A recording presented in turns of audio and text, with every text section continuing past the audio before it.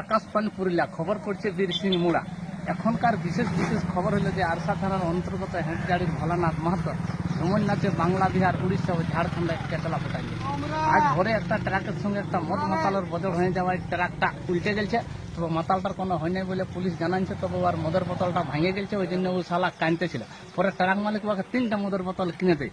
আজ আমাদের দেশের মদ মালিক প্রয়াত কৃষ্ণ মুখার্জির 1101 বছর পালন করা হয়েছে। ওর লাগে প্রত্যেক মদের দোকানে 3 বোতল করে মদ ফ্রি দিচ্ছে। এখানেই খবর আইলো টাটাই পুলিশের গু খায় 2টা যুবকের মৃত্যু হয়েছে। থুকরুম বাউটা পুলিশের গুলি খায় 2টা যুবকের মৃত্যু হয়েছে। বাঁকুড়ার হাসপাতালে পিরকি হাগা রোগে দমা লোক মরছে বলে সব ডাক্তাররা চিন্তায় পড়ে গেছে। পিরকি হাগা বিশেষজ্ঞ শক্তি কাপুর বলেছে যে রোগীগুলাকে ঔষধের বদল কোমর গিলান একটা করে লাল সালু বাঁধে দিলে বড় বড় রেল ও বড় বড় কারখানার মতন পিরকি হাগা বন্ধ হয়ে যাবে।